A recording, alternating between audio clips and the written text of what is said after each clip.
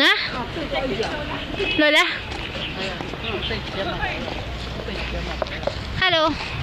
Tingnan si Lola. Nakaboot. Tapos naka-tight.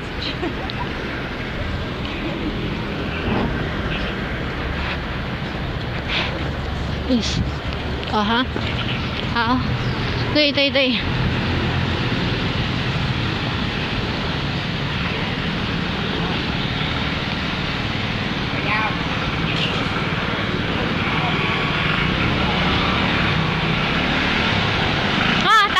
Tayo siya.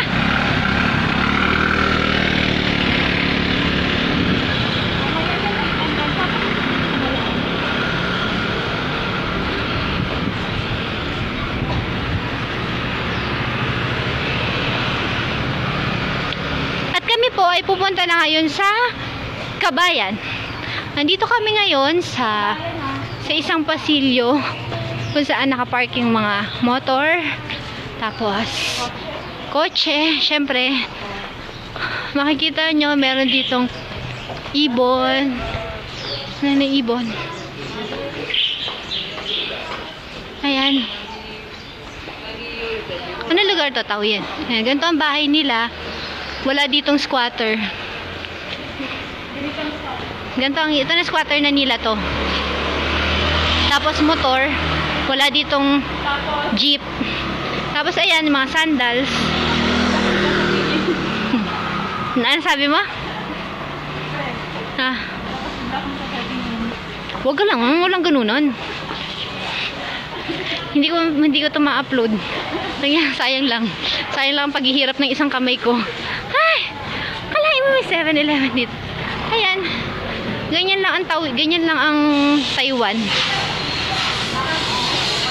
Palengke ang pinupuntahan namin.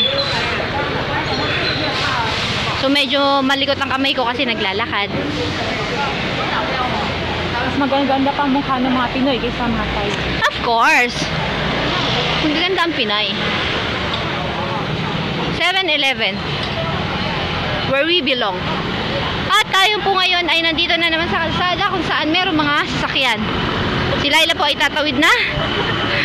So bali tumigil siya dahil may mga sasakyan. Ay! Shaoxin. Pupunta po kami dito sa palengke kung saan ang mga tao ay hindi gumagamit ng speaker dahil malalakas ang kanilang mga boss. Putas. Ito ang palengke. Maraming damit. Maraming tao. Di ba tao? 49. Ano 49? Puro nakapark yung mga motor.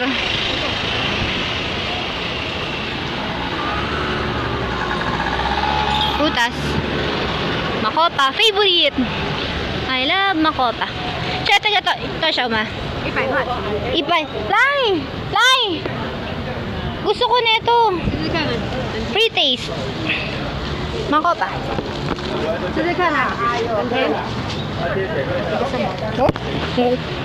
Ano lasa? Bukod. 收100块哈，芭乐也是100块，100块，番茄也100块，一个，对，一个看，哪一个？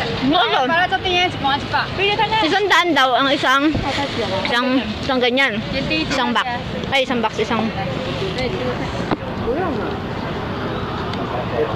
Kaya. Ito to siya uma. Ipay, iyang ipay. Free taste. Wala akong magbabayag. Tinanong daw ako ni Madam.